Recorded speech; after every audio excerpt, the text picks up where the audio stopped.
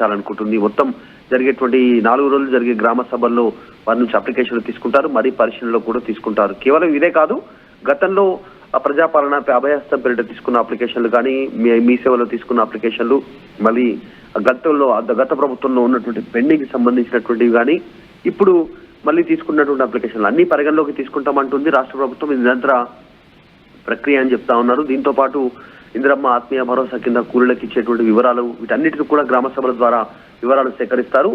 Actual గా ఇప్పటికీ ఇది 3వసారి రాష్ట్ర ప్రభుత్వం అప్లికేషన్లు తీసుకోవడం మనం చూసాం.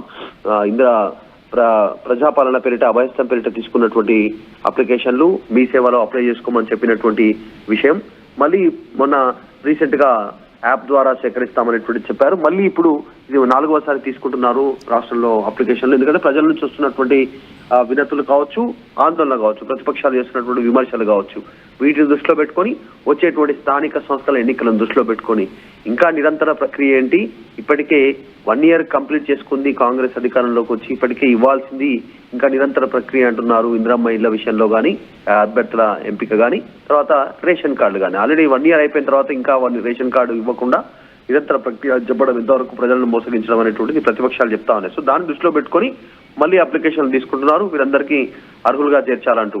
ఒకవేళ అడ్రస్ మారినటువంటి వారిని అడ్రస్ మార్చుకోవడానికి, కుటుంబ సభ్యుల వివరాలు యాడ్ చేసుకోవడానికి, కొత్తగా 10 సంవత్సరాల నుంచి రేషన్ కార్డు లేవంటున్నారు కాబట్టి ఇప్పటికే చాలా మందికి పెళ్లిళ్ళు అయ్యాయి, వారికి పిల్లలు పుట్టారు.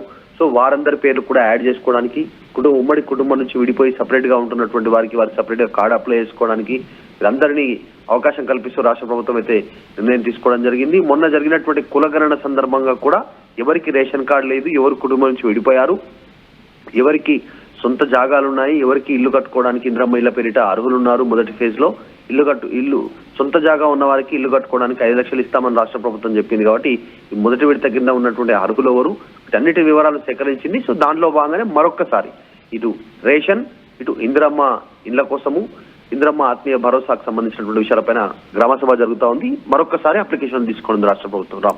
రైట్, ఇక్కడ మధు ఒక ఇంట్రెస్టింగ్ పాయింట్, 1994కు ముందు ఇల్లు పొందిన వారు ఎవరైతే ఉన్నారో వాళ్ళందరికీ కూడా మళ్ళీ అవకాశం కల్పించబోతుంది ప్రభుత్వం. అట్ ద సేమ్ టైం 2004లో వైఎస్ఆర్ ప్రభుత్వం ఉన్నప్పుడు, రాజశేఖర రెడ్డి ప్రభుత్వం ఉన్నప్పుడు శాచ్యురేషన్ పద్ధతిలో ఇచ్చినటువంటి ఇల్లు వాటికి మాత్రం ఇవ్వొద్దని డిసైడ్ అయింది. ఎందుకంటే ఆ 94కు ముందు ఏదైతే ఉన్నాయో అవన్నీ కూడా 30 ఏళ్ళు దాటాయి, పెంకుటిల్లుగా మారిపోయి దాదాపు శిథిలావస్థకు వచ్చాయి.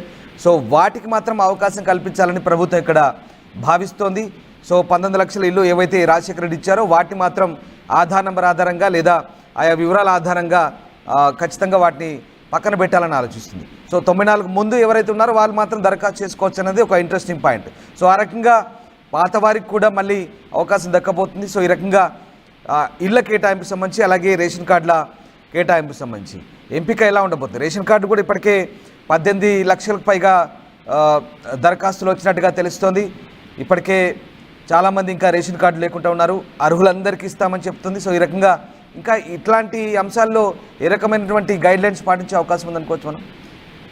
అంటే ఆల్రెడీ రాష్ట్రంలో రేషన్ కార్డుల విషయానికి వస్తే 90 లక్షలకు పైగా రేషన్ కార్డులు ఉన్నాయి. ఇంకా దాదాపు 6,86,000కు పైగా కుటుంబాలు, అంటే దాదాపు ఇంకొక 30 లక్షలకు పైగా జనాలు రేషన్ కార్డు ఆశిస్తా ఉన్నారు.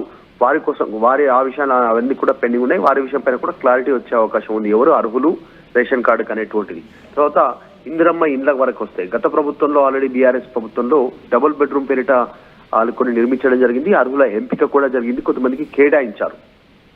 తర్వాత గత ప్రభుత్వం అంతకంటే ముందు ఉమ్మడి ఆంధ్రప్రదేశ్లో రాజశేఖర రెడ్డి ప్రభుత్వంలో, తర్వాత గంత ముందుకున్నటువంటి కాంగ్రెస్ ఇచ్చినటువంటి ఇళ్లకు సంబంధించినటువంటి విషయంలో ఒకటే క్రైటీరియా కింద ముందుకు వెళ్తా ఉన్నారు. ఎవరైతే అర్హులు ఉంటారో దాంట్లో ఉమ్మడి కుటుంబం నుంచి విడిపోయి కొడుకులు, కూతుర్లు, కుటుంబ సభ్యులు, అన్నదమ్ములు విడిపోయి ఎవరైతే సపరేట్ గా జీవిస్తా ఉన్నారో ఇండివిజువల్ గా ఇల్లు లేకుండా వారందరికీ ఇవ్వాలనేటువంటి నిర్ణయం తీసుకుంది. మొదటి ఫేజ్ లో మాత్రం భూమి ఉన్నటువంటి వారికి, ఎవరికైతే సొంత ప్లాట్ ఉంటుందో వారికి ఇవ్వాలనేటువంటి నిర్ణయం తీసుకుంది. దాని తర్వాత సెక్షన్ లో మాత్రం ప్లాట్ లేనటువంటి వారికి, ఇంటి జాగా లేనటువంటి వారికి జాగా కేటాయించి 5 లక్షలు ఇంటి నిర్మాణానికి సహాయం చేయాలనేటువంటి ప్రభుత్వం నిర్ణయం తీసుకుంది. కాబట్టి ఇక 84 అంటే దాదాపు ఇప్పటి వరకు వాళ్ళు చాలా మంది అందులో ఏజ్డ్ అయిపోయి ఉంటారు, కొంతమంది చనిపోయి ఉంటారు. సో అదే కుటుంబం నుంచి వచ్చినటువంటి వారు, ఇల్లు లేనటువంటి వారు ఎవరైతే ఉన్నారో, అర్హులు ఉన్నారో వారికి కేటాయించేటువంటి అవకాశం ఉంటుంది. సో ప్రభుత్వం అందరికీ ఇల్లు కంప్లీట్ చేయాలి, ఈ టర్మ్ కంప్లీట్ అయ్యే లోపల అనేటువంటిది ఒక కృతనిశ్చయంతో ముందుకు వెళ్ళాలనేటువంటి నిర్ణయం తీసుకుంది. అది సాధ్యమా,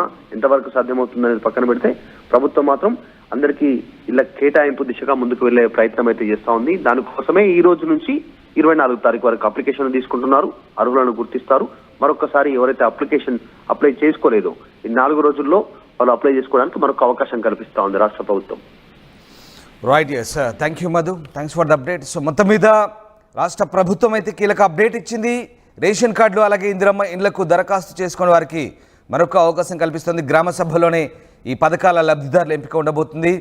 ఇక ఇప్పటికే రేషన్ కార్డులకు సంబంధించి వేరుపడ్డ కుటుంబాలకు సపరేట్గా మళ్ళీ కొత్త రేషన్ కార్డులు ఇవ్వబోతున్నారు. కుటుంబ పెద్దతో పాటు ఇతర కుటుంబ సభ్యుల వివరాలు, ఆధార్ కార్డుల వివరాలు, కులం, మొబైల్ నంబర్, అడ్రస్ ఇవన్నీ కూడా అప్డేట్ చేసుకునేందుకు అవకాశం ఇస్తున్నారు. సో ఓవరాల్గా అటు ఇందిరమ్మ ఇళ్లకు ఇంకా అప్లై చేసుకునే వారికి కూడా అవకాశం కల్పిస్తున్నారు. ఇప్పుడు 94కు ముందు 30 ఏళ్ల కిందట ఇండ్లు పొందిన వాళ్ళు కూడా ఇప్పుడు మళ్ళీ ఆ కట్ ఆఫ్ని తీసుకొని మళ్ళీ వారికి కూడా అవకాశం కల్పిస్తోంది ప్రభుత్వం. సో ఓవరాల్గా తెలంగాణ ప్రభుత్వం అయితే ఈ 2 అంశాల విషయంలో మళ్ళీ అవకాశం కల్పిస్తుంది. ఇవాళ నుంచి 21 నుంచి మళ్ళీ దరఖాస్తులు అయితే స్వీకరించబోతున్నారు. 26వ తారీఖు నుంచి ఈ రేషన్ కార్డుల పంపిణీ ప్రక్రియ ఉండబోతున్నట్టుగా తెలుస్తుంది. అలాగే రాష్ట్ర ప్రభుత్వ సంక్షేమ పథకాలన్నీ కూడా దాదాపు జనవరి 26 నుంచి రిపబ్లిక్ డే వేదికగా రిపబ్లిక్ డే నుంచి ఈ పథకాలన్నీ కూడా అమలుకు స్వీకరించబోతుంది. State-of-the-art infrastructure. Smart, green campus. Globally certified labs. KL deemed to be university.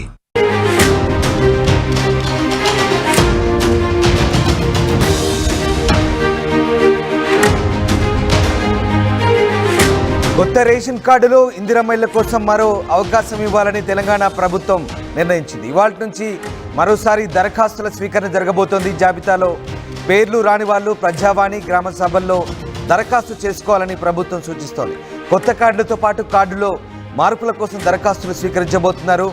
వేరుపడుతున్న కుటుంబాలకు కొత్త రేషన్ కార్డులు, కుటుంబ పెద్దతో పాటు ఇతర కుటుంబ సభ్యుల వివరాలు, వారి ఆధార్ కార్డుల వివరాలు, కులం, మొబైల్ నంబర్, అడ్రస్ తీసుకోవాలని అధికారులకు ఆదేశాలు ఇచ్చారు ప్రభుత్వ అధికారులు. ఇక గ్రామ సభల్లోనే పథకాలకు లబ్ధిదారుల ఎంపిక చేపట్టబోతున్నారు. మొత్తం మీద తెలంగాణ ప్రభుత్వం రేషన్ కార్డులు పొందాలనుకునే వారికి బిగ్ అప్డేట్ ఇచ్చింది.